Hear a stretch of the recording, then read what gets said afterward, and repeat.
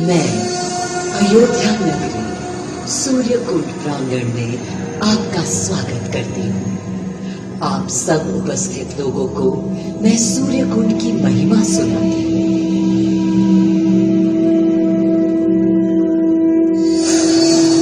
भारत की मिट्टी अनेकों दिव्य आत्माओं की जन्मस्थली है, पर आज मैं आपको कथा सुनाऊंगी भगवान विष्णु के उस अवतार की जिनके अवतरण से मैं पावन हो गई सदा सदा के लिए।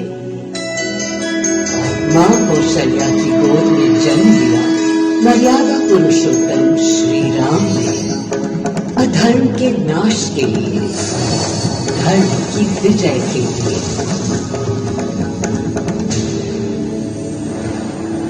किंतु उन्हें अयोध्या त्याग 14 वर्ष के वनवास पर जाना पड़ा।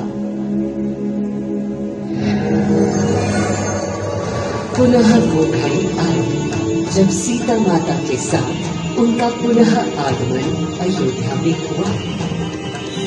हर्ष था चहुओर और उल्लास था हर दिशा में।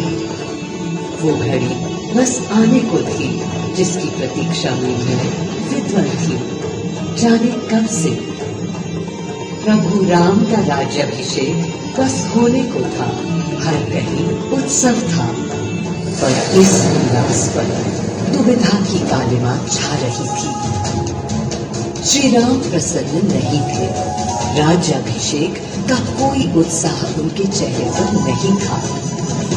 उन्हें राज्य का लोभ नहीं था, सिर्फ अपनी प्रजा की चिंता थी।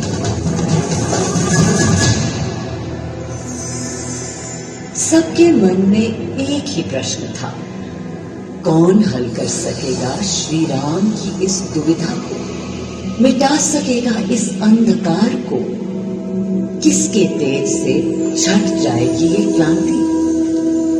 अरे वही जिसके वंशज हैं श्री राम, जो स्वयं सशरीर धरती पर पधारेंगे श्री राम को राम राज्य समझाने।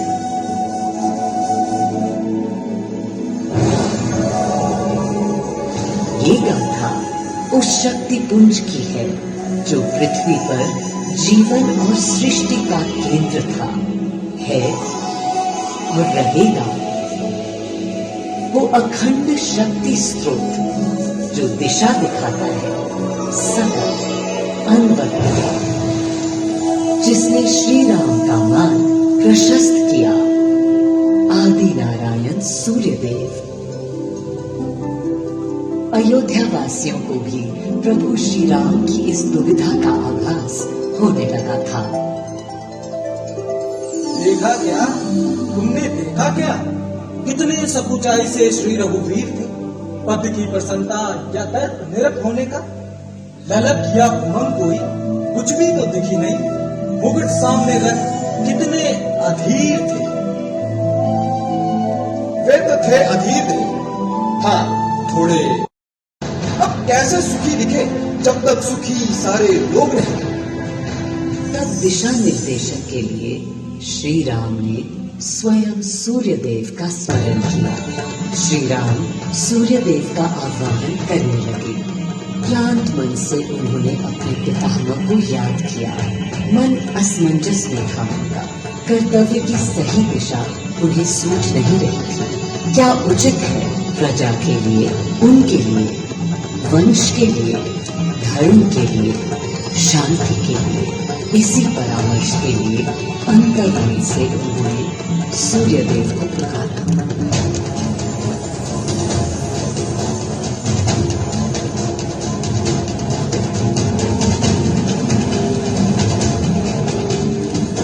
मैं अयोध्या पवित्र से पवित्रतम हो गई हूँ।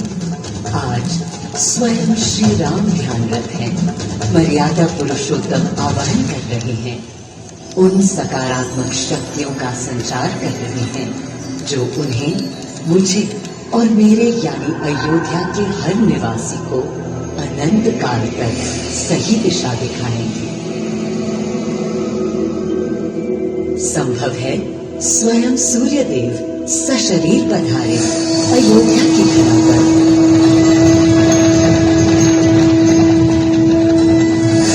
और देखो, श्री सूर्यदेव आने को हैं।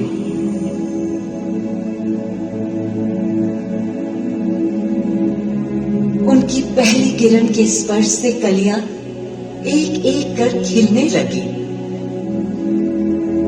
जीवन की कांति हर ओर धीरे धीरे फैलने लगी।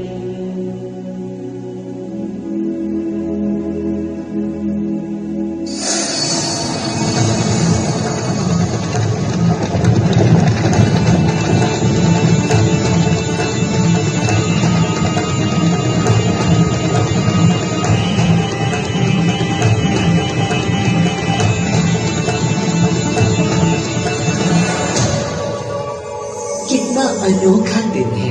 स्वयं सशरीर अपने अलौकिक स्वरूप में पधारे हैं श्री सूर्यदेव नारायण, और उनके अधीर मन के संशय मिटाने को। अधीर है या गंभीर है, मैं जानता हूं क्या उनकी पीड़।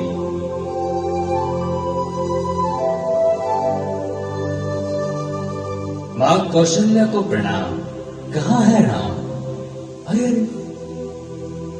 भूलूं ये बात कि कौन बड़ा है। आज्ञा हो तो आपके चरण छू लूं। अरे नहीं नहीं, ये क्या करते हैं आदि पुरुष? ऐसा अनुग्रह सर्वथा अनुचित है। राम वंशज हैं आपके, क्यों पाप का भागीदारी बनाते हैं पितामह?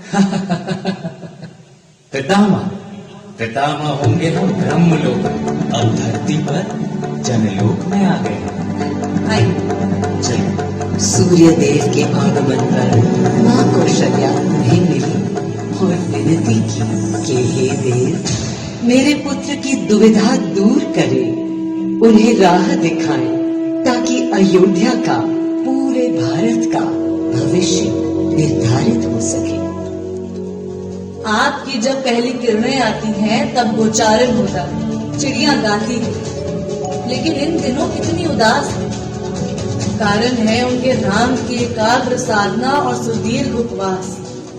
सिंहासन की ओर चरण धरना नहीं चाहते, धारण नहीं करते।